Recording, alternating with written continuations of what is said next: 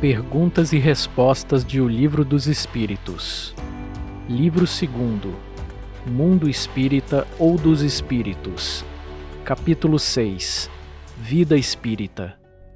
Espíritos Errantes. Pergunta número 223. A alma se reencarna imediatamente após ter se separado do corpo?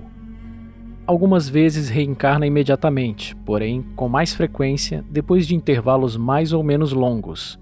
Nos mundos superiores, a reencarnação é quase sempre imediata. A matéria corporal sendo menos grosseira, o espírito encarnado goza aí de quase todas as suas faculdades de espírito. Seu estado normal é o dos vossos sonâmbulos lúcidos. Pergunta número 224. Que se torna a alma nos intervalos das encarnações? Espírito errante, que aspira a seu novo destino. Ele espera. Qual pode ser a duração desses intervalos? De algumas horas a alguns milhares de séculos. De resto, não há propriamente falando limite extremo assinalado para o estado errante, que pode prolongar-se por muito tempo, mas que, entretanto, não é jamais perpétuo. O espírito encontra sempre, cedo ou tarde, oportunidade de recomeçar uma existência que sirva à purificação das anteriores. Essa duração está subordinada à vontade do espírito ou pode ser imposta como expiação? É uma consequência do livre-arbítrio. Os espíritos sabem perfeitamente o que fazem, porém, para alguns é também uma punição imposta por Deus.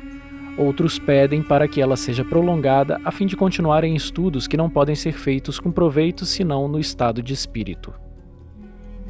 Pergunta número 225. A erraticidade por si mesma é um sinal de inferioridade nos espíritos? Não, pois há espíritos errantes de todos os graus. Já dissemos que a encarnação é um estado transitório. No seu estado normal, o espírito está liberto da matéria. Pergunta número 226. Pode-se dizer que todos os espíritos que não estão encarnados são errantes? Os que devem se reencarnar, sim, mas os espíritos puros que alcançaram a perfeição não são errantes. Seu estado é definitivo.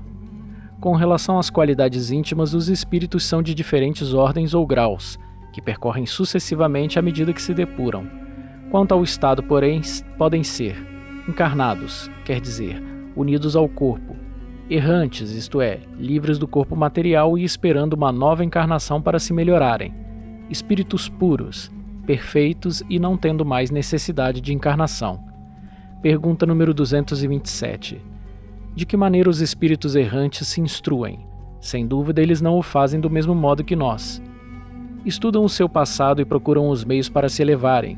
Veem, observam o que se passa nos lugares que percorrem, ouvem as palavras dos homens mais esclarecidos e os avisos dos espíritos mais elevados, e isso lhes dá ideias que não tinham. Pergunta número 228. Os espíritos conservam algumas das paixões humanas? Os espíritos elevados, perdendo seu envoltório físico, deixam as más paixões e só guardam as do bem. Quanto aos espíritos inferiores, conservam-nas, pois, de outra forma, seriam da primeira ordem. Pergunta número 229. Por que os espíritos, deixando a Terra, não deixam nela todas as suas más paixões, uma vez que eles veem os seus inconvenientes? Tens nesse mundo pessoas que são excessivamente invejosas. Acreditas que, mal o deixem, perdem os seus defeitos? Depois de sua partida da Terra, sobretudo para aqueles que têm paixões bem acentuadas, resta uma espécie de atmosfera que os envolve e conserva todas as suas coisas más, porque o espírito não está inteiramente desprendido, só por momentos vê a verdade, como para mostrar-lhe o bom caminho. Pergunta número 230. O espírito progride no estado errante? Pode melhorar-se muito, sempre segundo a sua vontade e o seu desejo, mas é na existência corporal que ele põe em prática as novas ideias que adquiriu. Pergunta número 231. Os espíritos errantes são felizes ou infelizes? Mais ou menos de acordo com seus méritos. Sofrem as paixões cuja essência conservaram ou são felizes segundo eles sejam mais ou menos desmaterializados.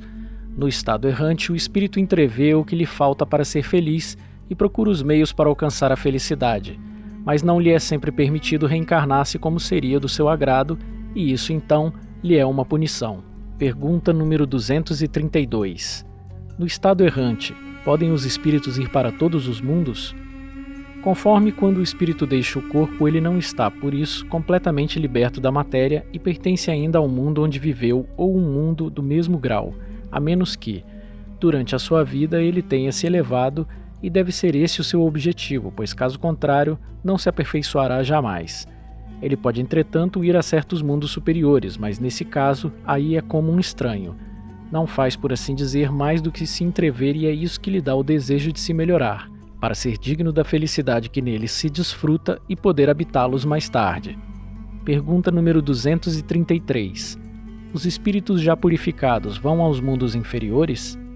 Eles vão frequentemente para ajudar o seu progresso. Sem isso, esses mundos estariam entregues a si mesmos, sem guias para dirigi-los. Mundos transitórios. Pergunta número 234. Como ficou dito, existem mundos que servem aos espíritos errantes como estações e locais de repouso?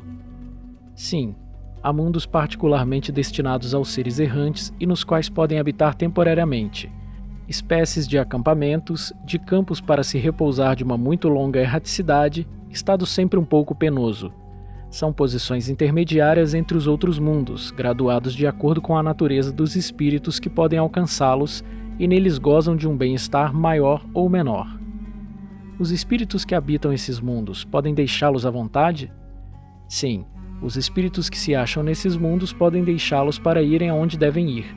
Imaginai-os como aves que, de passagem, pousam numa ilha para refazerem suas forças a fim de alcançarem seu destino. Pergunta número 235. Os espíritos progridem durante sua estada nos mundos transitórios? Certamente. Aqueles que se reúnem assim, fazem-no com o objetivo de se instruírem e de poderem mais facilmente obter a permissão de alcançarem lugares melhores e ascender à posição dos eleitos. Pergunta número 236. Os mundos transitórios, por sua natureza especial, são perpetuamente destinados aos espíritos errantes? Não, sua posição é apenas temporária. São eles ao mesmo tempo habitados por seres corporais?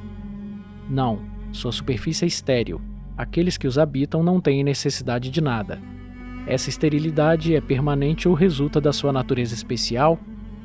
Não, são estéreis transitoriamente. Esses mundos, então, devem ser desprovidos de belezas naturais? A natureza se traduz pelas belezas da imensidade, que não são menos admiráveis das que chamais de belezas naturais. Visto que o estado desses mundos é transitório, a Terra estará um dia no mesmo estado? Já esteve. Em que época? Durante a sua formação. Nada é inútil na natureza. Cada coisa tem o seu objetivo, a sua destinação. Nada é vazio, tudo é habitado. A vida está em toda parte, assim durante longa série de séculos que se escoaram antes da aparição do homem sobre a Terra, durante esses lentos períodos de transição atestados pelas camadas geológicas, antes mesmo da formação dos primeiros seres orgânicos sobre esta massa informe. Neste árido caos onde os elementos estavam confundidos, não havia ausência de vida. Os seres que não tinham as nossas necessidades nem as nossas sensações físicas, aí procuravam refúgio. Deus quis que mesmo nesse estado imperfeito ele servisse para alguma coisa. Quem então ousaria dizer que entre esses bilhões de mundos que circulam na imensidade, um só, um dos menores, perdido na multidão, tivesse o privilégio exclusivo de ser povoado? Qual seria então a utilidade dos outros? Deus não os teria feito senão para recrear os nossos olhos? Suposição absurda, incompatível com a sabedoria que emana de todas as suas obras e inadmissível quando se imagina tudo aquilo que não podemos perceber. Ninguém contestará que nesta ideia de mundos ainda impróprios à vida material e, portanto, povoado de seres viventes apropriados a este meio, há alguma coisa de grande e de sublime onde se encontra talvez a solução de mais de um problema. Percepções, sensações e sofrimentos dos espíritos. Pergunta número 237. Uma vez no mundo dos espíritos, a alma conserva ainda as percepções que tinha quando da sua vida física? Sim, e outras que ela não possuía, porque seu corpo era como um véu que as obscureciam. A inteligência é um atributo do espírito, mas que se manifesta mais livremente quando não há obstáculos. Pergunta número 238. As percepções e os conhecimentos dos espíritos são indefinidos, em uma palavra, sabem eles todas as coisas? Quanto mais se aproximam da perfeição, mais sabem. Se são superiores, sabem muito. Os espíritos inferiores são mais ou menos ignorantes sobre todas as coisas. Pergunta número 239. Os espíritos conhecem o princípio das coisas? Conhecem segundo a sua elevação e a sua pureza. Os espíritos inferiores a esse respeito não sabem mais que os homens. Pergunta número 240. Os espíritos compreendem o tempo como nós? Não, e é por isso que não nos compreendeis sempre quando se trata de fixar datas ou épocas. Os espíritos vivem fora do tempo, tal como o compreendemos. O tempo para eles se anula, por assim dizer, e os séculos, tão longos para nós, não são aos seus olhos senão instantes que se esvaecem na eternidade, da mesma forma que as desigualdades do solo se apagam e desaparecem para aqueles que se elevam no espaço. Pergunta número 241. Os espíritos têm, do presente, uma ideia mais precisa e justa que nós?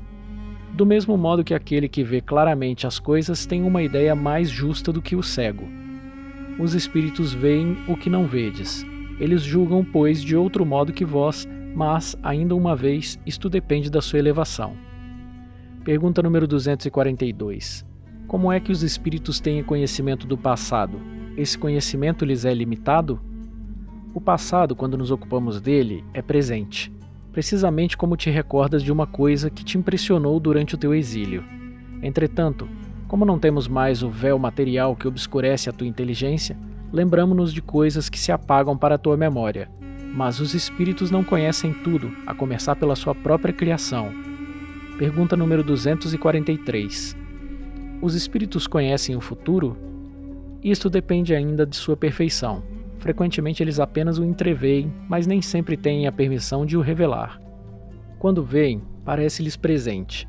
O espírito vê o futuro mais claramente à medida que se aproxima de Deus. Depois da morte, a alma vê e abrange, de um golpe de vista, suas migrações passadas, mas não pode ver o que Deus lhe reserva.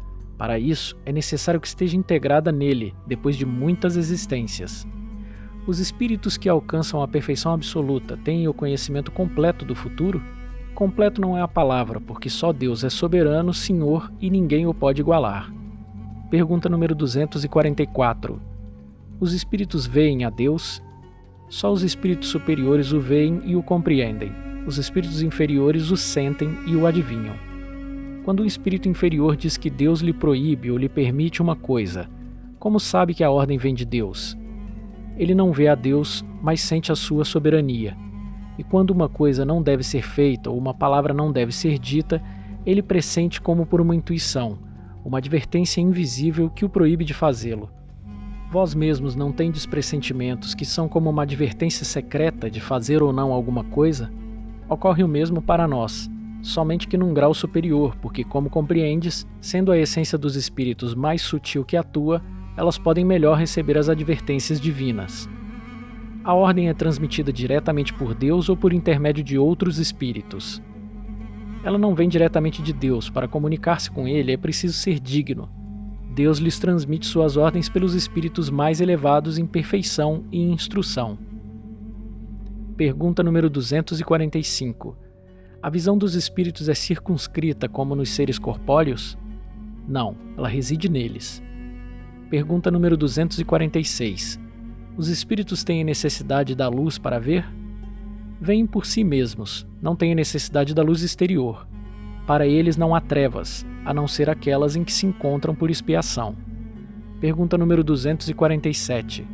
Os espíritos têm necessidade de se transportarem para ver dois lugares diferentes? Podem, por exemplo, ver simultaneamente os dois hemisférios do globo? Como o espírito se transporta com a rapidez do pensamento, pode-se dizer que vê tudo a uma só vez. Seu pensamento pode radiar e se dirigir ao mesmo tempo sobre vários pontos diferentes. Esta faculdade depende de sua pureza. Quanto menos puro ele for, mais a sua visão é limitada. Somente os espíritos superiores podem ter visão de conjunto. A faculdade de ver nos espíritos é uma propriedade inerente à sua natureza e que reside em todo o seu ser como a luz reside em todas as partes de um corpo luminoso. É uma espécie de lucidez universal que se estende a tudo, envolve a uma só vez o espaço, o tempo e as coisas e para a qual não há trevas nem obstáculos materiais. Compreende-se que deve ser assim. No homem, a visão se realiza através do funcionamento de um órgão impressionado pela luz, e sem a luz, ele fica na obscuridade. No espírito, a faculdade de ver, sendo um atributo próprio, abstração feita de todo o agente exterior, a visão é independente da luz. Pergunta número 248. O espírito vê as coisas tão distintamente como nós? Mais distintamente porque sua visão penetra aquilo que não podeis penetrar. Nada obscurece. Pergunta número 249. O espírito percebe os sons? Sim, e percebe até mesmo que os vossos sentidos obtusos não podem perceber. A faculdade de ouvir, como a de ver, está em todo o seu ser? Todas as percepções são atributos do espírito e fazem parte do seu ser. Quando está revestido de um corpo material, elas não lhe chegam senão por um canal de órgãos, mas no estado de liberdade não estão mais localizadas. Pergunta número 250. Sendo as percepções atributos do próprio espírito, é possível que ele deixe de usá-las? O espírito só vê e ouve o que ele quiser. Isto de uma maneira geral e, sobretudo, para os espíritos elevados, os imperfeitos ouvem e veem frequentemente, queiram ou não, aquilo que pode ser útil ao seu adiantamento. Pergunta número 251. Os espíritos são sensíveis à música? Quereis falar de vossa música? O que é ela diante da música celeste? Desta harmonia que nada sobre a terra pode vos dar uma ideia. Uma é para a outra o que o canto do selvagem é para a suave melodia. Entretanto, os espíritos vulgares podem experimentar um certo prazer em ouvir a vossa música, porque não são ainda capazes de compreender outra mais sublime. A música tem para os espíritos encantos infinitos em razão de suas qualidades sensitivas muito desenvolvidas. Refiro-me à música celeste, que é tudo o que a imaginação espiritual pode conceber de mais belo e de mais suave. Pergunta número 252. Os espíritos são sensíveis às belezas da natureza? As belezas naturais dos diversos mundos são tão diferentes que se está longe de as conhecer. Sim, são sensíveis de acordo com a sua aptidão em apreciá-las e compreendê-las.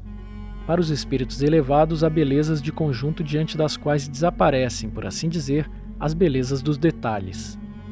Pergunta número 253.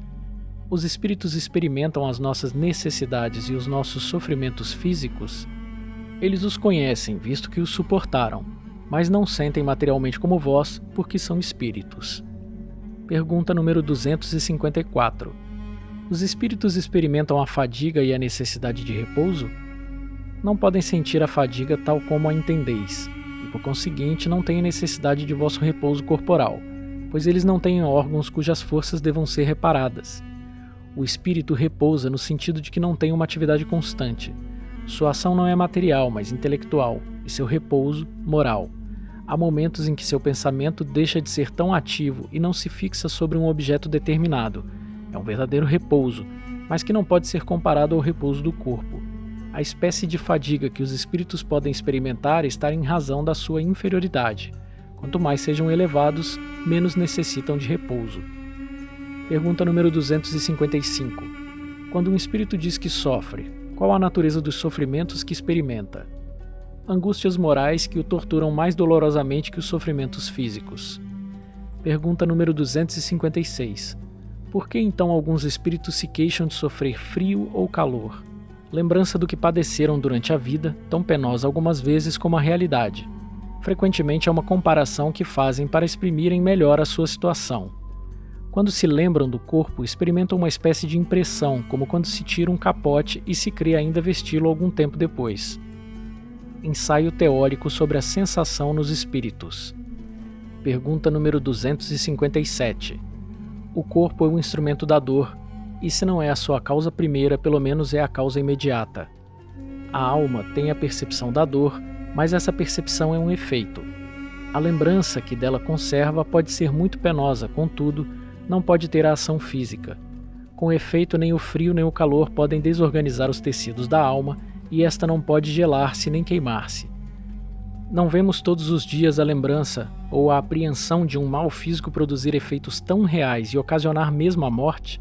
Todo mundo sabe que as pessoas amputadas sentem a dor no membro que não existe mais.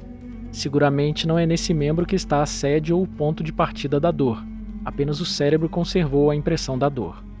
Pode-se, pois, crer que há alguma coisa da analogia com os sofrimentos do espírito depois da morte. Um estudo mais aprofundado do perispírito, que desempenha um papel muito importante em todos os fenômenos espíritas, como as aparições vaporosas ou tangíveis, o estado do espírito no momento da morte, a ideia tão frequente de que ainda está vivo, o quadro tão comovente dos suicidas, dos supliciados, dos que se deixaram absorver nos prazeres materiais e tantos outros fatos vieram fazer luz sobre essa questão e dar lugar às explicações que damos aqui, resumidas. O perispírito é o laço que une o espírito à matéria do corpo. Sendo tirado do meio ambiente, do fluido universal, contém ao mesmo tempo eletricidade, fluido magnético e até certo ponto a matéria inerte. Poder-se-ia dizer que é a quintessência da matéria, o princípio da vida orgânica, mas não da vida intelectual, porque esta está no espírito. É além disso o agente das sensações externas. No corpo, essas sensações estão localizadas pelos órgãos que lhe servem de canais. Destruído o corpo, as sensações ficam generalizadas. Eis porque o espírito não diz que sofre mais da cabeça do que dos pés. É preciso de resto não confundir as sensações do perispírito que se tornou independente com as do corpo. Não podemos tomar estas últimas como análogas, mas apenas como termo de comparação. Liberto do corpo, o espírito pode sofrer, mas esse sofrimento não é corporal, embora não seja exclusivamente moral como o remorso, uma vez que ele se queixa de frio e de calor. Ele não sofre mais no inverno que no verão, e o temos visto passar através das chamas sem nada experimentar de penoso.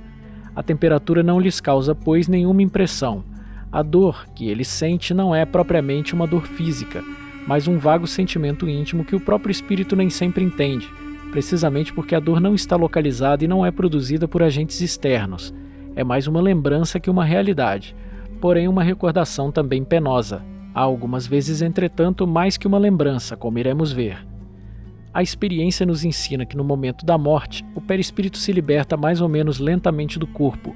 Durante os primeiros instantes, o espírito não entende sua situação, não se crê morto, porque se sente vivo. Vê o seu corpo de um lado, sabe que é seu, mas não entende por que está separado dele. Este estado perdura enquanto existe alguma ligação entre o corpo e o perispírito. Um suicida nos disse: "Não estou morto", e ajuntou: "Entretanto sinto os vermes que me roem". Ora, seguramente os vermes não ruíam o perispírito, e muito menos o espírito. Ruíam apenas o corpo. Entretanto, como a separação do corpo e do perispírito não tinha se completado, resultava numa espécie de repercussão moral que lhe transmitia a sensação do que se passava no corpo.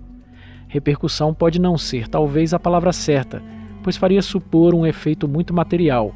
Era antes a visão do que se passava no corpo, ligado ainda ao seu perispírito, que produzia nele uma ilusão a qual tomava por uma realidade. Assim, não era uma lembrança, pois que durante sua vida não havia sido ruído pelos vermes. Era o sentimento de um fato atual.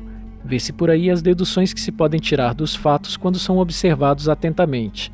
Durante a vida, o corpo recebe as impressões exteriores e as transmite ao espírito por intermédio do perispírito, que constitui, provavelmente, o que se chama de fluido nervoso. Morto o corpo, ele não sente mais nada, visto que não há mais nele espírito nem perispírito. O perispírito desprendido do corpo experimenta a sensação, mas como esta não lhe chega mais por um canal limitado, é generalizada. Ora, como na realidade ele não é mais que um agente de transmissão, pois é no espírito que está a consciência, resulta disso que, se pudesse existir um perispírito sem espírito, ele não sentiria mais do que um corpo morto. Da mesma forma, se o espírito não tivesse o perispírito, seria inacessível a toda sensação penosa, como ocorre com os espíritos completamente purificados. Sabemos que quanto mais eles se purificam, mais a essência do perispírito se torna etérea, do que se segue que a influência material diminui à medida que o espírito progride, quer dizer, à medida que o próprio perispírito se torna menos grosseiro.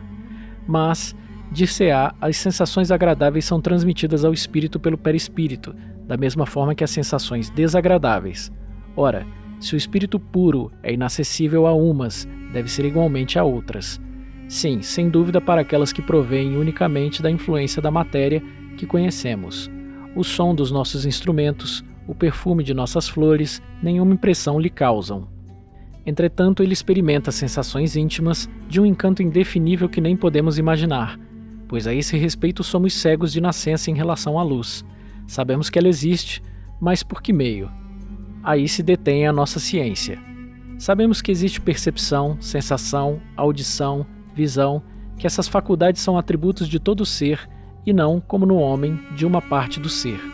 Mas ainda uma vez, por que intermediário? Os próprios espíritos não podem nos dar conta, visto que nossa linguagem não está em condições de exprimir as ideias que não temos, da mesma forma que a língua dos selvagens não tem termos para exprimir nossas artes, nossas ciências e nossas doutrinas filosóficas.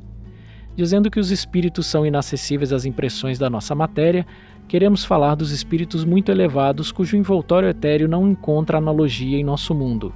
O mesmo não ocorre com o de perispírito mais denso, que percebem os nossos sons e os nossos odores, embora não o façam por uma parte de sua individualidade, como quando em vida. Poder-se-ia dizer que as vibrações moleculares se fazem sentir em todo o ser e chegam, assim, ao seu sensorium comune, que é o próprio espírito, embora de um modo diferente, e pode ser também como uma impressão diferente, o que produz uma modificação na percepção.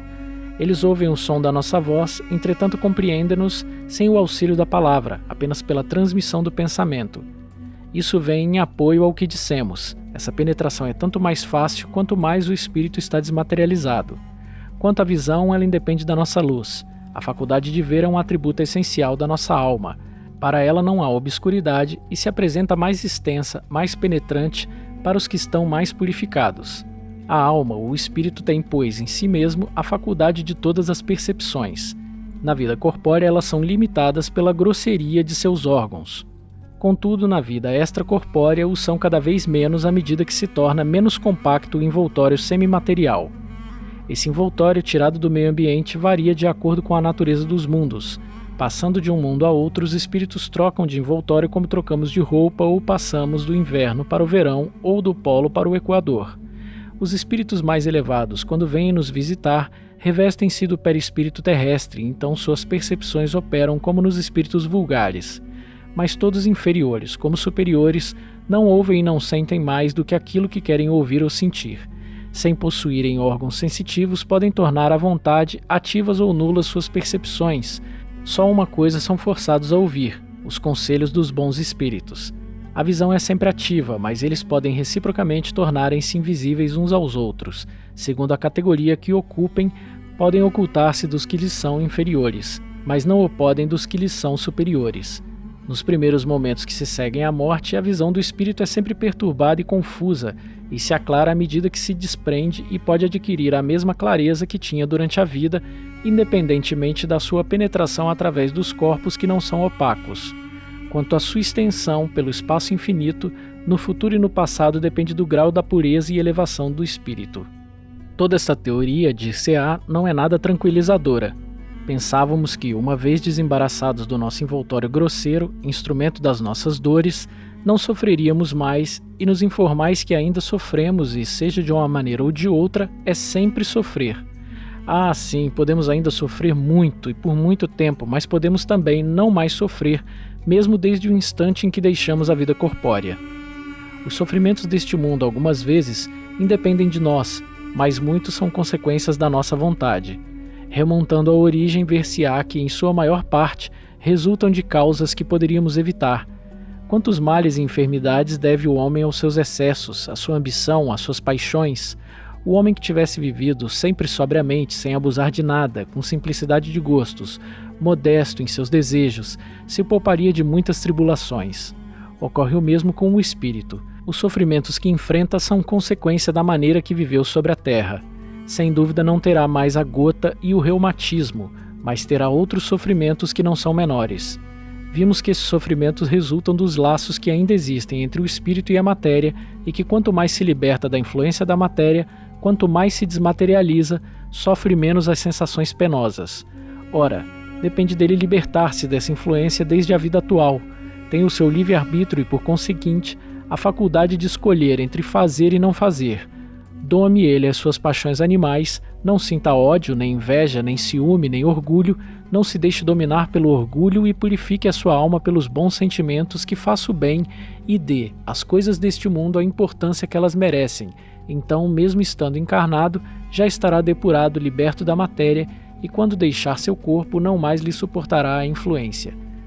Nenhuma recordação dolorosa, nenhuma impressão desagradável lhe restará dos sofrimentos físicos que experimentou, porque elas afetaram o corpo e não o espírito. Sentir-se-á feliz de ter se libertado delas, e a calma de sua consciência o isentará de todo sofrimento moral. Interrogamos milhares de espíritos que pertenceram a todas as categorias da sociedade terrena, a todas as posições sociais, estudamo-los em todos os momentos de sua vida espírita, a partir do momento em que deixaram o corpo. Seguimos-los passo a passo nessa vida de além-túmulo para observar as mudanças que neles se operavam. Em ideias, em suas sensações e sob esse aspecto, os homens mais vulgares não foram os que nos forneceram materiais de estudo menos preciosos. Ora, constatamos sempre que os sofrimentos tinham relação com a conduta, da qual suportavam as consequências, e que essa nova existência era a fonte de uma felicidade inefável para os que seguiram o bom caminho. Segue-se daí que os que sofreram sofrem porque quiseram e só de si mesmos podem queixar-se, tanto neste como no outro mundo. Escolha das provas. Pergunta número 258. Quando no estado errante e antes de reencarnar-se, o espírito tem a consciência e a previsão das coisas que lhe sucederão durante a vida? Ele próprio escolhe o gênero de provas que quer suportar, e é nisso que consiste o seu livre-arbítrio. Não é Deus que lhe impõe então as tribulações da vida como castigo? Nada ocorre sem a permissão de Deus, pois é Ele quem estabelece todas as leis que regem o universo. Perguntar então por que fez tal lei ao invés de outra. Dando ao espírito a liberdade de escolha, deixa-lhe toda a responsabilidade de seus atos e suas consequências, de maneira que nada entrava o seu futuro. O caminho do bem como o do mal lhe está aberto. Se sucumbe, resta-lhe a consolação de que nem tudo se acabou para ele. Deus, na sua bondade, lhe dá a oportunidade de recomeçar o que foi mal feito. É necessário, aliás, distinguir o que é obra da vontade de Deus do que é da vontade do homem. Se um perigo vos ameaça, não fostes vós que criastes, mas Deus. Contudo, pela própria vontade, a ele vos expondes porque vedes um meio de adiantar-vos, e Deus o permitiu. Pergunta número 259. Se o espírito pode escolher o gênero de provas que deve suportar, segue-se daí que todas as tribulações que experimentamos na vida foram previstas e escolhidas por nós? Todas não é a palavra, pois não se pode dizer que escolhestes e previstes tudo o que vos acontece no mundo, até as menores coisas. Escolhestes o gênero de provas, os detalhes são consequências da vossa posição e frequentemente dos vossos próprios atos. Se o espírito quis nascer entre malfeitores, por exemplo, ele sabia a que arrastamento se expunha, mas não cada um dos atos que viria a praticar e que são resultado de sua vontade ou de seu livre-arbítrio. O espírito sabe que, escolhendo tal caminho, terá de suportar tal gênero de luta. Sabe também a natureza das vicissitudes que enfrentará, mas não sabe quais os acontecimentos o aguardam. Os detalhes dos acontecimentos nascem das circunstâncias e da força das coisas. Somente são previstos os grandes acontecimentos que influem no seu destino. Se tomas um caminho cheio de sulcos profundos, sabes que deves tomar grandes precauções para não caíres, e não sabes em qual deles cairás. Pode ser também que não caias se fores bastante prudente. Se, passando por uma rua, uma telha te cair na cabeça, não creias que estava escrito, como vulgarmente se diz. Pergunta número 260. Como o espírito pode querer nascer no meio de pessoas de má vida? É necessário que ele seja colocado no meio onde possa suportar a prova que pediu. Pois bem, é preciso que haja analogia nas situações. Para lutar contra o instinto do roubo, é preciso que se encontre entre pessoas dadas à prática de roubar. Se não houvesse pessoas de má vida sobre a terra, o espírito não poderia, pois, aí encontrar meio adequado a certas provas? Precisar-se-ia lamentar isso? É o que ocorre nos mundos superiores onde o mal não tem acesso, visto que são habitados por espíritos bons. Fazei que, em breve, o mesmo ocorra sobre a terra. Pergunta número 261. O espírito nas provas que deve suportar para chegar à perfeição, deve experimentar todos os gêneros de tentações? Deve passar por todas as circunstâncias que podem excitar seu orgulho, inveja, avareza, sensualidade, etc.? Certamente que não, pois sabeis que há espíritos que desde o começo tomam um caminho que os isenta de muitas provas, mas aqueles que se deixam arrastar para o mau caminho correm todos os perigos desse caminho. Um espírito, por exemplo, pode pedir a riqueza e esta ser-lhe concedida. Então, conforme seu caráter, ele poderá tornar-se avaro ou pródigo, egoísta ou generoso, ou se entregará a todos os prazeres da sensualidade. mas isso não quer dizer que deva passar forçosamente por todas essas tendências. Pergunta número 262.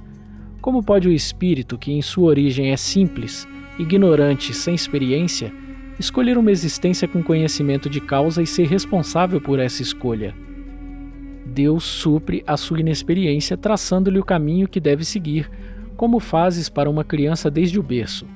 À medida que o seu livre-arbítrio se desenvolve, ele o deixa pouco a pouco livre para escolher. É então que frequentemente se extravia tomando o mau caminho se não escuta o conselho dos bons espíritos.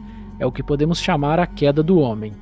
Quando o espírito goza do seu livre-arbítrio, depende exclusivamente da sua vontade a escolha da existência corporal, ou essa existência pode lhe ser imposta pela vontade de Deus como expiação? Deus sabe esperar, não apressa a expiação.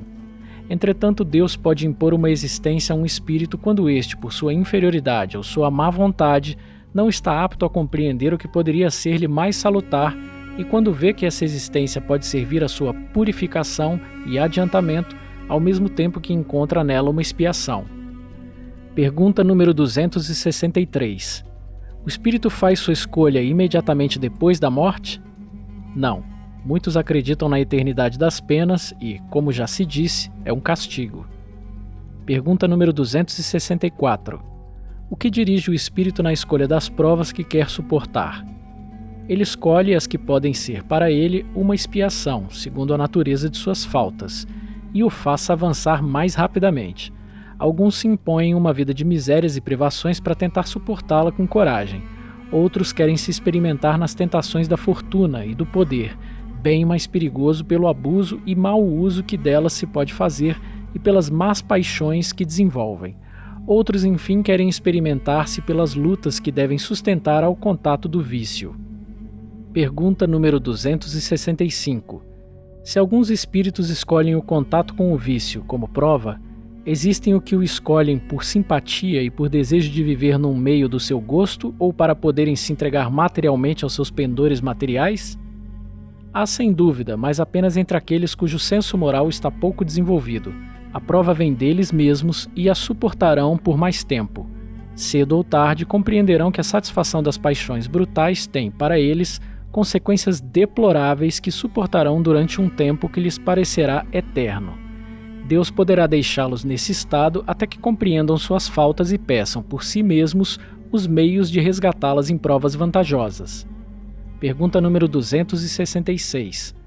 Não parece natural que os espíritos escolham as provas menos penosas? Para vós, sim. Para os espíritos, não. Quando se liberta da matéria, a ilusão desaparece, e ele pensa de outra maneira. O homem sobre a terra é colocado sob a influência das ideias carnais. Não vê em suas provas senão o lado penoso. É por isso que lhe parece natural escolher aquelas que, do seu ponto de vista, podem coexistir com os prazeres materiais. Na vida espiritual, contudo, ele compara esses prazeres fugitivos e grosseiros com a felicidade inalterável que entrevê e então, que lhe importam alguns sofrimentos passageiros. O espírito pode, pois, escolher as provas mais rudes e, por conseguinte, a existência mais penosa, na esperança de alcançar mais depressa um estado melhor, como o doente escolhe frequentemente o remédio mais desagradável para se curar mais rapidamente. O que quer ver seu nome ligado ao descobrimento de um país desconhecido não escolhe um caminho florido. Sabe os perigos que corre, mas sabe também a glória que o espera se for bem-sucedido. A doutrina da liberdade na escolha de nossas existências e das provas que devemos suportar deixa de parecer extraordinária se considerar que os espíritos, desprendidos da matéria, apreciam as coisas de maneira diferente da nossa. Entreveem o fim, bem mais sério para eles que os prazeres fugidios do mundo. Depois de cada existência avaliam o passo que deram e compreendem o que lhes falta ainda em pureza para alcançarem aquele fim. Eis porque eles se submetem voluntariamente a todas as vicissitudes da vida corporal, pedindo eles mesmos as provas que lhes permitam chegar mais prontamente. Não há, pois, motivo de espanto no fato de o espírito não dar preferência a uma existência mais suave. Essa vida, isenta de amargura, não pode gozá-la em seu estado de imperfeição. Ele a entrevê e é para alcançá-la que procura se melhorar. Não temos, aliás, todos os dias sob nossos olhos exemplos de escolhas semelhantes? Que faz o homem que trabalha uma parte de sua vida sem trégua nem descanso para reunir haveres que lhe garantam o bem-estar, senão uma tarefa que se impôs, tendo em vista um futuro melhor. O militar que sofre por uma missão perigosa, o viajante que não enfrenta menores perigos no interesse da ciência ou da sua fortuna, não se submetem a provas voluntárias que devem lhes proporcionar honra e proveito, se forem bem-sucedidos? Aqui o homem não se submete e não se expõe pelo seu interesse ou pela sua glória. Todos os concursos não são também provas voluntárias às quais os homens se submetem para se elevarem na carreira que escolheram? Não se chega a uma posição social de destaque nas ciências, nas artes, na indústria, senão passando por uma série de posições inferiores que são outras tantas provas? A vida humana é uma cópia da vida espiritual onde encontramos em ponto pequeno todas as mesmas peripécias. Se, pois, nessa vida escolhemos as provas mais rudes para alcançarmos um objetivo mais elevado, porque o espírito, que vê mais longe que o corpo e para o qual a vida do corpo não é mais que um incidente fugidio, não escolheria uma existência penosa e laboriosa se ela deve conduzi-lo a uma felicidade eterna? Aqueles que dizem que se o homem tem a escolha da sua existência, pediriam para ser príncipes ou milionários, são como míopes que só veem o que tocam, ou como crianças gulosas às quais, quando perguntamos a profissão que preferem, respondem pasteleiros ou confeiteiros. Assim é o viajante que no fundo do vale obscurecido pelo nevoeiro não vê a extensão, nem os pontos extremos do seu caminho. Chegando ao cume da montanha, divisa ele o caminho que percorreu e o que resta a percorrer, vê o seu fim e os obstáculos que ainda tem que transpor e pode, então, planejar com mais segurança os meios de atingi-lo.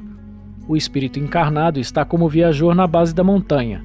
Desembaraçado dos laços físicos, ele domina o cenário como aquele que está no cume da montanha. Para o viajante, o objetivo é o repouso depois da fadiga. Para o espírito, porém, é a felicidade suprema após as tribulações e as provas. Todos os espíritos dizem que no estado errante buscam, estudam, observam para fazerem sua escolha. Não temos um exemplo desse fato na vida corporal? Não buscamos frequentemente durante anos a carreira sobre a qual fixamos livremente nossa escolha, porque a cremos a mais apropriada para os objetivos do nosso caminho? Se fracassamos numa, procuramos outra. Cada carreira que abraçamos é uma fase, um período da vida. Não empregamos cada dia para planejar o que faremos no dia seguinte?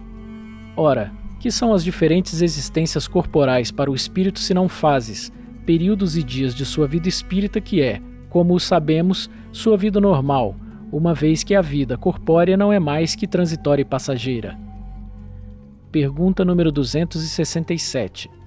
Poderá o espírito fazer sua escolha durante a vida corporal? Seu desejo pode ter influência, dependendo da intenção. Como espírito, porém, muitas vezes vê as coisas de maneira diferente, e é nesse estado que faz sua escolha.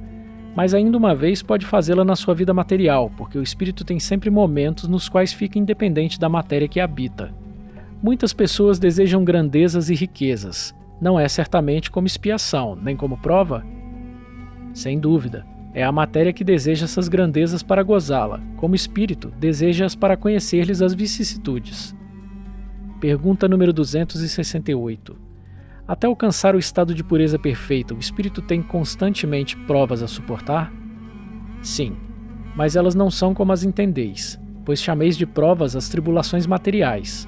Ora, o espírito, alcançando um certo grau, sem ser perfeito, não tem mais provas a suportar, porém tem sempre deveres que o ajudam a se aperfeiçoar e que não lhe são penosos, constituindo-se em ajudar os outros a se aperfeiçoarem.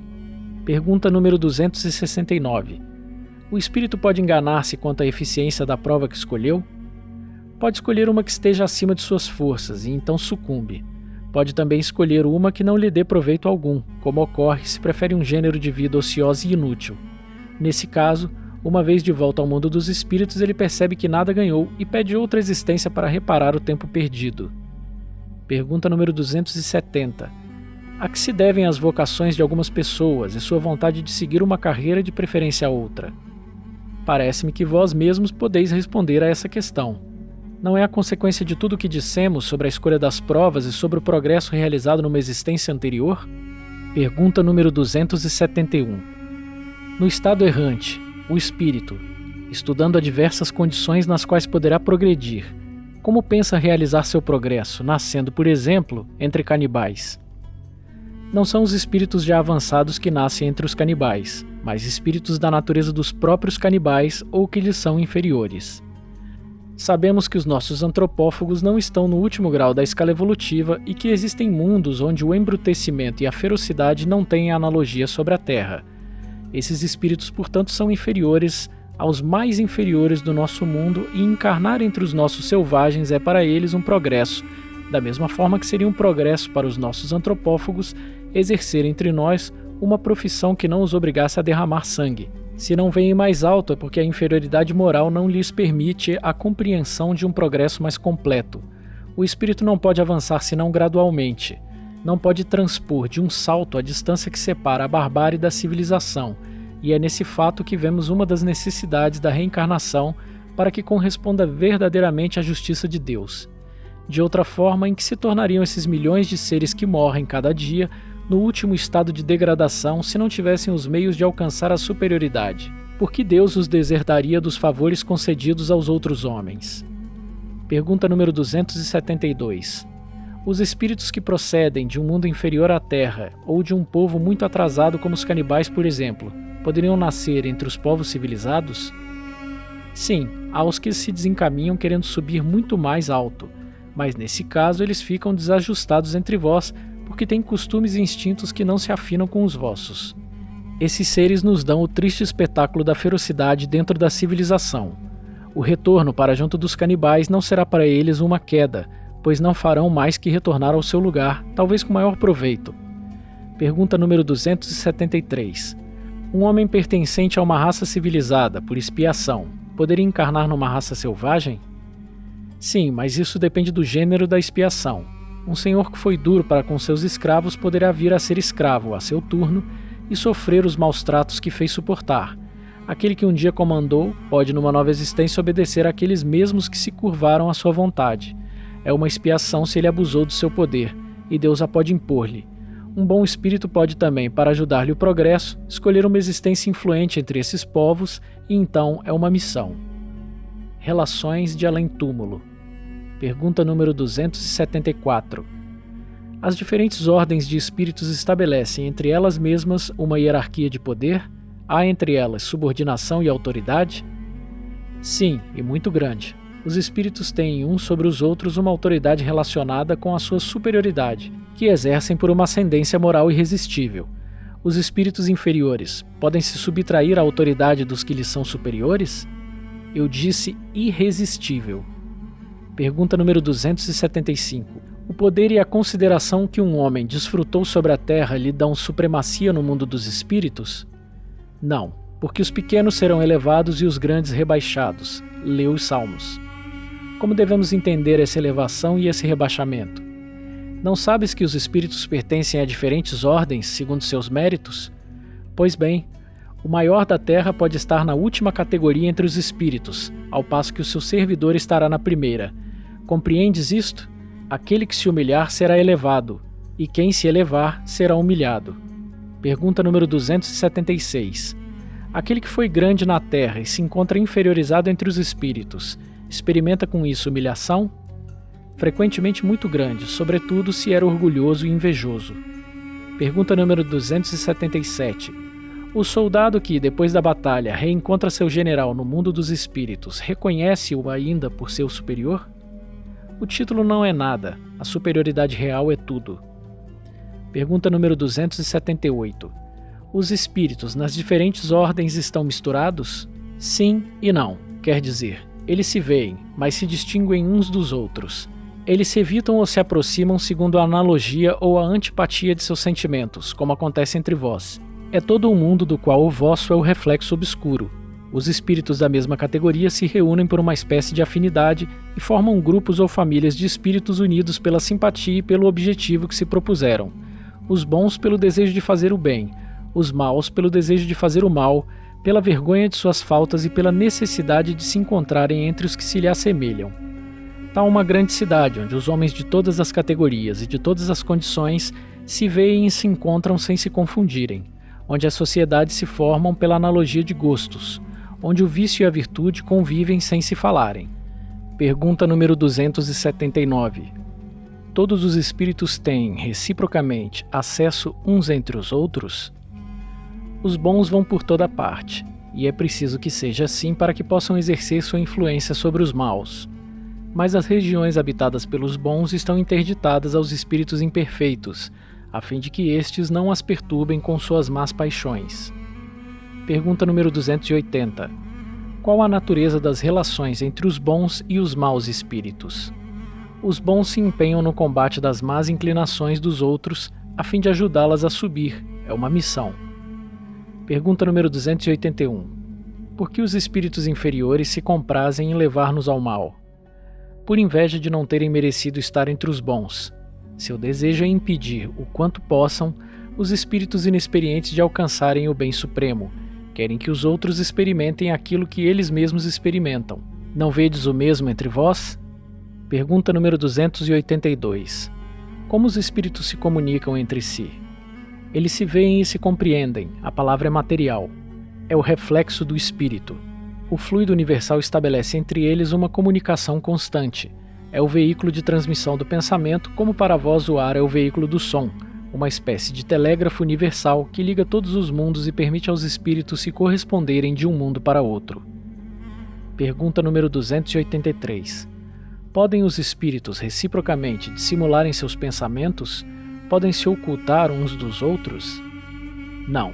Para eles tudo está a descoberto, sobretudo aos que são perfeitos. Podem se distanciar, mas se veem sempre. Isto, entretanto, não é uma regra absoluta, pois certos espíritos podem muito bem tornar-se invisíveis para os outros se julgam útil fazê-lo. Pergunta número 284. Como os espíritos que não têm mais corpo podem constatar sua individualidade e distinguir-se dos outros seres espirituais que os cercam? Constatam sua individualidade pelo perispírito, que faz os seres distintos uns dos outros como corpo entre os homens. Pergunta número 285. Os espíritos se conhecem por terem coabitado a Terra? O filho reconhece o pai, o amigo seu amigo? Sim, e assim de geração em geração. Como os homens que se conheceram sobre a Terra se reconhecem no mundo dos espíritos? Vemos nossa vida passada e a lemos como num livro. Vendo o passado de nossos amigos e de nossos inimigos, vemos sua passagem da vida para a morte. Pergunta número 286. A alma, deixando seus despojos mortais, vê imediatamente seus parentes e seus amigos que a precederam no mundo dos espíritos? Imediatamente não é sempre a palavra, pois, como vos dissemos, ela precisa de algum tempo para se reconhecer e sacudir o véu material. Pergunta número 287. Como é acolhida a alma em seu regresso ao mundo dos espíritos? A do justo como um irmão bem-amado esperado há longo tempo, a do perverso como um ser que se enganou. Pergunta número 288. Que sentimentos experimenta um espírito impuro à chegada de um outro mau espírito? Os perversos ficam satisfeitos de ver os seres à sua imagem e privados, como eles, da felicidade infinita, qual sobre a terra um velhaco entre seus iguais. Pergunta número 289. Nossos parentes e nossos amigos vêm algumas vezes ao nosso encontro quando deixamos a Terra?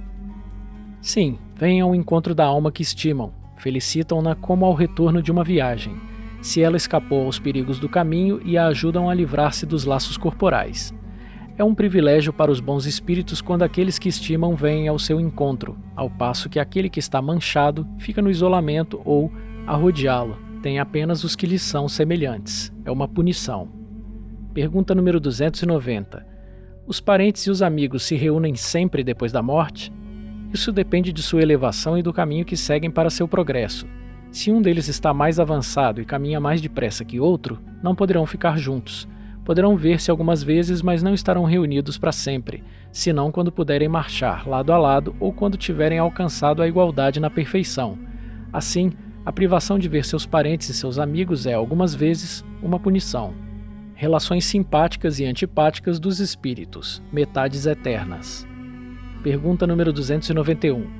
Além da semelhança geral de afinidade, há entre os espíritos afeições particulares? Sim, do mesmo modo que entre os homens. Todavia, o laço que une os espíritos é mais forte na ausência do corpo, por não estarem mais expostos às vicissitudes das paixões. Pergunta número 292. Existe ódio entre os espíritos? Não existe ódio senão entre os espíritos impuros e são eles que insuflam entre vós as inimizades e as dissensões. Pergunta número 293. Duas pessoas que foram inimigas sobre a Terra conservarão ressentimento uma contra a outra no mundo dos espíritos? Não, elas compreenderão que seu ódio foi estúpido e o motivo pueril. Os espíritos imperfeitos conservam apenas uma espécie de animosidade, até que estejam purificados. Se foi um interesse material que os dividiu, eles não pensarão mais nisso, por pouco que sejam desmaterializados. Se não há mais antipatia entre eles, o motivo da discussão não mais existindo, podem rever-se com prazer. Como dois escolares chegados à idade da razão reconhecem a puerilidade das desavenças que tiveram na infância e deixam de se malquerer. Pergunta número 294. A lembrança das más ações que dois homens cometeram um contra o outro é um obstáculo à sua simpatia? Sim, ela os leva a se distanciarem. Pergunta número 295. Que sentimentos experimentam depois da morte aqueles a quem fizemos mal aqui neste mundo? Se são bons, perdoam de acordo com o vosso arrependimento. Se são maus, podem conservar ressentimento e algumas vezes perseguir-vos até em uma outra existência. Deus pode permiti-lo como um castigo. Pergunta número 296. As afeições de cada espírito são suscetíveis de alteração? Não, pois eles não podem se enganar. Não têm mais a máscara sob a qual se escondem as hipocrisias. Por isso suas afeições são inalteráveis quando são puros. O amor que o une lhes é uma fonte de suprema felicidade. Pergunta número 297. A afeição que duas pessoas se dedicam neste mundo continuará sempre no mundo dos espíritos? Sim, sem dúvida, se ela se alicerça sobre uma simpatia verdadeira. Mas se as causas físicas foram maiores que a simpatia, ela cessa com a causa. As afeições entre os espíritos são mais sólidas e mais duráveis que sobre a Terra, porque não estão mais subordinadas aos caprichos dos interesses materiais e do amor próprio. Pergunta número 298. As almas que deverão se unir estão predestinadas a essa união desde sua origem, e cada um de nós tem, em alguma parte do universo, sua metade, a qual se reunirá fatalmente um dia? Não. Não existe união particular e fatal entre duas almas. A união existe entre todos os espíritos, mas em graus diferentes, segundo a categoria que ocupam, quer dizer, segundo a perfeição que adquiriram. Quanto mais perfeitos, mais unidos. Da discórdia nascem todos os males humanos. Da concórdia resulta a felicidade completa. Pergunta número 299. Em que sentido se deve entender o termo metade de que certos espíritos se servem para designar os espíritos simpáticos? A expressão é inexata. Se um espírito fosse a metade de outro, separado dele seria incompleto. Pergunta número 300. Dois espíritos perfeitamente simpáticos, uma vez reunidos, o serão pela eternidade ou podem se separar unindo-se a outros espíritos? Todos os espíritos são unidos entre si. Falo dos que atingiram a perfeição. Nas esferas inferiores, quando um espírito se eleva, não tem a mesma simpatia por aqueles que deixou atrás. Pergunta número 301. Dois espíritos simpáticos são o complemento um do outro ou essa simpatia é o resultado de uma identidade perfeita? A simpatia que atrai um espírito para o outro é o resultado da perfeita concordância de suas inclinações, de seus instintos. Se um devesse completar o outro, perderia sua individualidade. Pergunta número 302. A identidade necessária para a simpatia perfeita consiste na semelhança de pensamentos e de sentimentos ou também na uniformidade de conhecimentos adquiridos? Na igualdade dos graus de elevação. Pergunta número 303. Os espíritos que não são simpáticos hoje poderão sê-lo mais tarde? Sim, todos o serão. Assim, o espírito que está hoje numa esfera inferior, em se aperfeiçoando, alcançará a esfera onde reside o outro. Seu reencontro terá lugar mais prontamente se o espírito mais elevado, suportando mal as provas que está submetido, permanece no mesmo estado. Dois espíritos simpáticos poderão deixar de sê-lo? Certo, se é um preguiçoso. A teoria das metades eternas é uma figura que representa a união de dois espíritos simpáticos. É uma expressão usada mesmo na linguagem vulgar e que se faz necessário não se prender à letra. Os espíritos que a usam não pertencem certamente a uma ordem mais elevada. A esfera de suas ideias é necessariamente limitada e eles expressam seus pensamentos pelos termos de que se serviram durante a vida corporal. É preciso, portanto, rejeitar essa ideia de que dois espíritos criados um para o outro deverão um dia fatalmente reunirem-se na eternidade depois de estarem separados durante um lapso de tempo mais ou menos longo. Lembrança da existência corporal. Pergunta número 304. O espírito se lembra da sua existência corporal? Sim, quer dizer, tendo vivido muitas vezes como homem, recorda-se do que já foi e te asseguro que por vezes ri-se apiedado de si mesmo. Como homem que, atingindo a idade da razão, ri dos excessos de sua adolescência ou das puerilidades de sua infância. Pergunta número 305. A lembrança da existência corporal se apresenta ao espírito de maneira completa e inopinada depois da morte? Não. Ele a revê pouco a pouco, como alguma coisa surgindo do nevoeiro, e à medida que fixa nisso sua atenção. Pergunta número 306. O espírito se lembra, pormenorizadamente, de todos os acontecimentos de sua vida? Alcança o conjunto deles de um golpe de vista retrospectivo? Ele se lembra das coisas em razão das consequências que tiveram para o seu estado de espírito, mas compreendes que há circunstâncias de sua vida às quais ele não liga nenhuma importância e que nem mesmo procura recordar. Poderia lembrar-se delas se quisesse? Pode se lembrar dos detalhes e dos incidentes mais minuciosos, seja dos acontecimentos, seja mesmo dos seus pensamentos, mas quando isso não tem utilidade, não procura lembrar-se. O espírito entrevê a finalidade da vida eterna com relação à vida futura? Certamente. Ele a vê e a compreende bem melhor que enquanto encarnado. Compreende a necessidade de purificação para alcançar o infinito e sabe que a cada existência deixa algumas impurezas. Pergunta número 307. Como a vida passada se retrata na memória do espírito? Por um esforço da sua imaginação ou como num quadro que tenha diante dos olhos? De uma e de outra maneira, todos os atos de que se tem interesse de se lembrar são para ele como se fossem presentes. Os outros estão mais ou menos vagos em sua mente ou totalmente esquecidos. Quanto mais se desmaterializa, menos importância atribui às coisas materiais. Fazes frequentemente a evocação de um espírito errante que acabou de deixar a Terra e que não se lembra mais os nomes das pessoas que amou, nem os detalhes que te parecem importantes. É que pouco lhe interessam e caem no esquecimento. O que ele se lembra muito bem são os fatos principais que o ajudam a melhorar-se. Pergunta número 308. O espírito se lembra de todas as existências que precederam a última que acaba de deixar? Todo o seu passado se desenrola diante dele, como as etapas do caminho que o viajante percorreu. Mas dissemos que ele não se lembra de maneira absoluta de todos os atos, recordando-se em razão da influência que têm sobre o seu estado presente.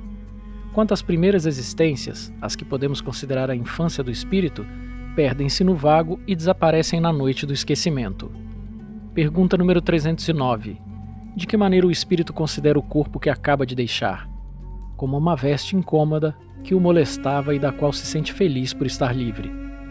Que sentimento lhe faz experimentar a visão do seu corpo em decomposição? Quase sempre de indiferença, como por uma coisa que não tem mais. Pergunta número 310.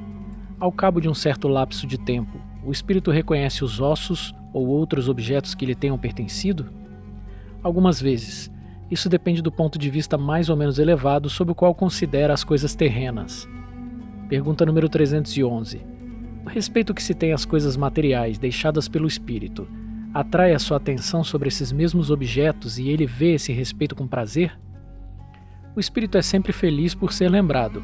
As coisas dele que se conservam trazem-no à memória, porém, é o pensamento que o atrai para vós e não seus objetos. Pergunta número 312. Os espíritos conservam a lembrança dos sofrimentos que experimentaram durante sua última existência corporal? Frequentemente, eles a conservam e essa lembrança lhes faz sentir melhor o preço da felicidade que podem gozar como espíritos. Pergunta número 313.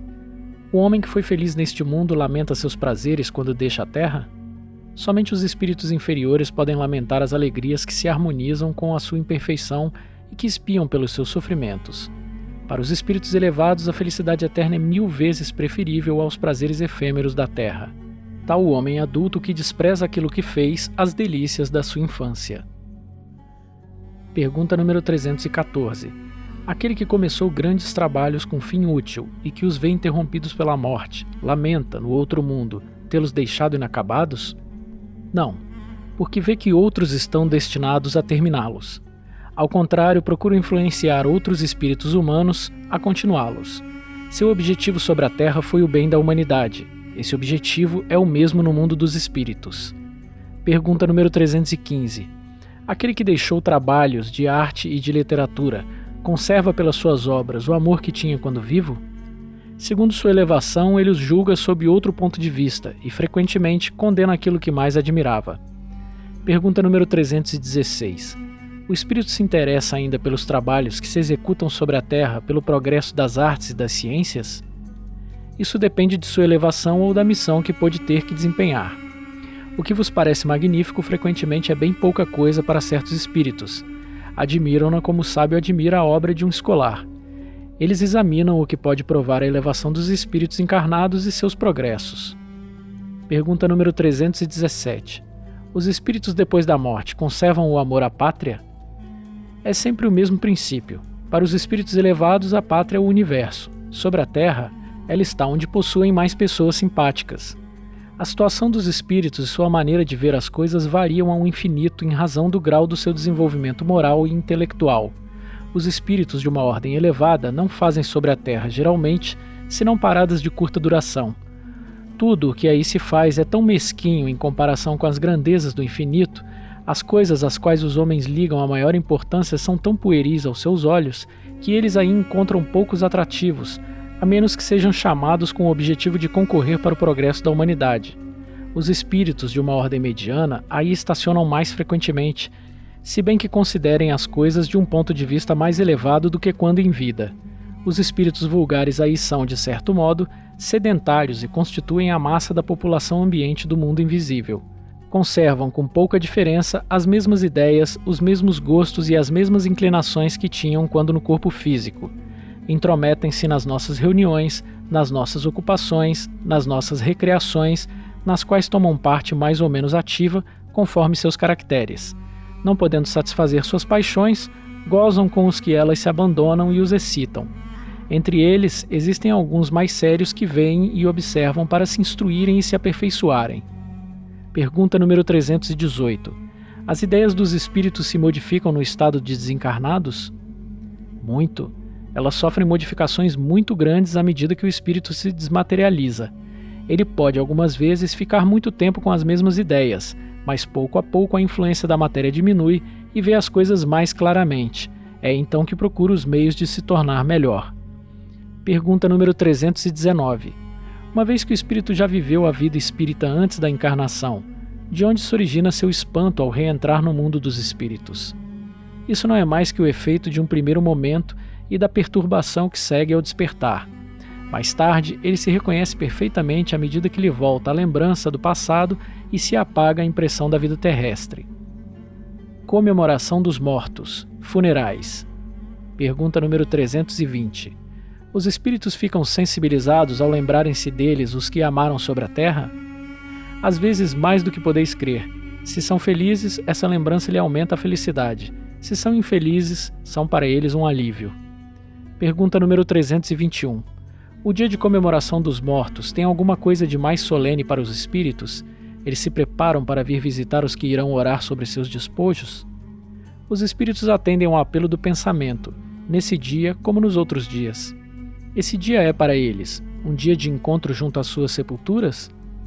Nesse dia estão aí em maior número, porque existem mais pessoas que os chamam, mas cada um vem por causa dos seus amigos e não pela multidão dos indiferentes. Sob que forma aí comparecem e como os veríamos se pudessem tornar-se visíveis? Sob a que eram conhecidos como encarnados. Pergunta número 322. Os espíritos esquecidos, cujos túmulos ninguém vai visitar, também aí comparecem apesar disso e ficam pesarosos ao verem que ninguém se lembra deles? Que lhes importa a terra? Não se prendem senão pelo coração. Se aí não há amor, não há nada que retenha o espírito. Ele tem todo o universo para si. Pergunta número 323. A visita ao túmulo dá mais satisfação ao espírito do que uma prece feita em sua intenção? A visita ao túmulo é um modo de manifestar que se pensa no espírito ausente. É a imagem. Já vos disse. É a prece que santifica o ato de lembrar. Pouco importa o lugar se ela é ditada pelo coração. Pergunta número 324. Os espíritos de pessoas às quais se elevaram estátuas e monumentos assistem às suas inaugurações e as veem com prazer? Muito, e aí comparecem quando podem, porém, são menos sensíveis às homenagens que lhes prestam que à lembrança. Pergunta número 325. De onde provém o desejo de certas pessoas de serem enterradas num lugar mais do que noutro? Revêem esse lugar com maior satisfação depois da morte? Essa importância dada a uma coisa material é um sinal de inferioridade do espírito? Afeição do espírito por certos lugares, inferioridade moral. Que vale um pedaço de terra mais que outro para um espírito elevado?